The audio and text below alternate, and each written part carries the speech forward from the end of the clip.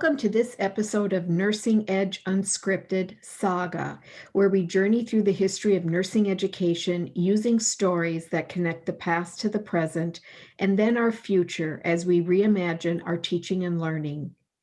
May is the birth month of Mary Eliza Mahoney, born on May 7, 1845, in Dorchester, Massachusetts, a suburb of Boston. In 1879, Mary Mahoney became the first Black graduate from an American nursing school. She was passionate about the rights of Black nurses and led national efforts to break down racial barriers and eliminate discrimination within the nursing profession. Additionally, she spent a lifetime uplifting the standards and everyday lives of women. Mary Mahoney was born to freed slaves who had moved to Boston from North Carolina. She had the opportunity to be educated at the Phillips School in Boston, which after 1855 became one of the first integrated schools in the country. There she learned the importance of racial equality. The curriculum was based on the humanities, the natural sciences, and from these early beginnings, her legacy of addressing bias and speaking out against discrimination and injustice was nurtured. In the 19th century, Black women, or Negro women, language used at the time to describe Black Americans, often had a difficult time becoming trained and licensed nurses. Nursing schools in the South rejected their applications, whereas in the North, though the opportunity was still severely limited, they had a greater chance at acceptance into training and graduate programs. At the age of 16, Mary began working at the New England Hospital for Women and Children.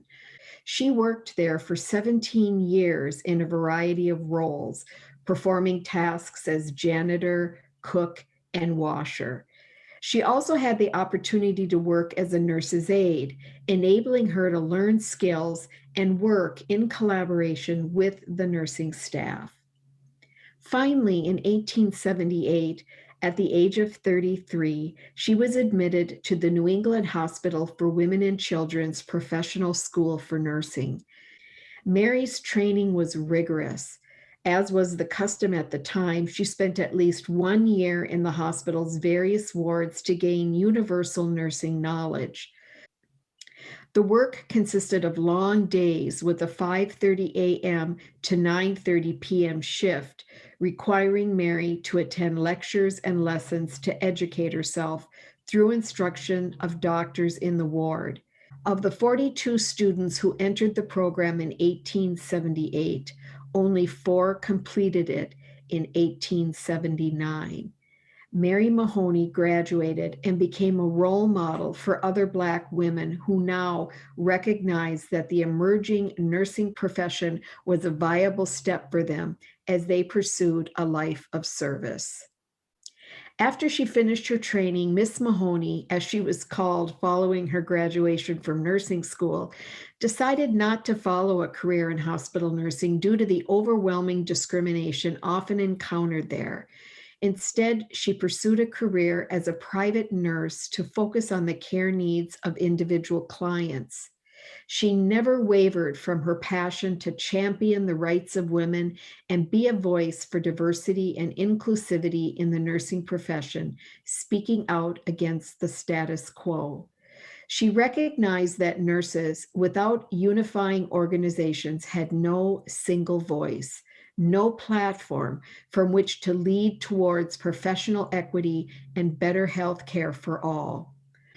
Other nurses acknowledged the need to organize, and in 1896, the Nurses Associated Alumni of the United States and Canada, an organization which would become the American Nurses Association, or ANA, was formed. Miss Mahoney became one of the inaugural members of the predominantly white organization.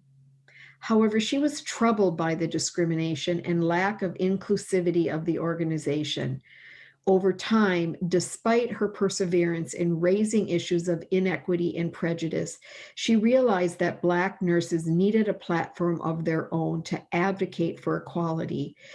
In 1908, with two other nurses, she co-founded the National Association of Colored Graduate Nurses, NACGN, a more welcoming nurses association. This association did not discriminate against anyone and aimed to support the accomplishments of all outstanding nurses and to eliminate racial discrimination in the nursing community. The NACGN struggled in their early years. Only 26 nurses attended their first national convention in Boston. In 1951, the ANA agreed to expand its programming. The NACGN did something rare in the history of organizations. It declared victory, voted itself out of business, and its members elected to merge with the American Nurses Association.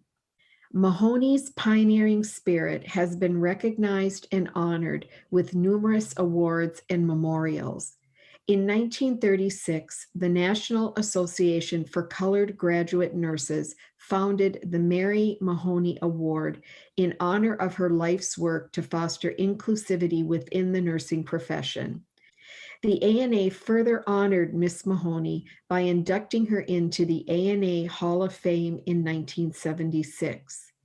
In 1993, she was inducted into the National Women's Hall of Fame in recognition of her groundbreaking journey into an all-white profession and in honor of her pioneering spirit and her dedication to women's rights.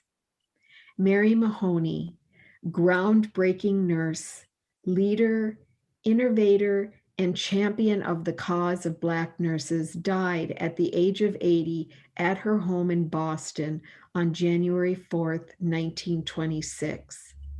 Her grave in Everett, Massachusetts, has become a renowned memorial site. The memorial stands as a testament to Miss Mahoneys' legacy. And so the saga continues. And may our saga continue as we bring to a close this episode of Nursing Edge Unscripted Saga. Thank you for joining us. And remember, good teaching doesn't just happen. Find your fit, push the boundaries, and celebrate the ahas.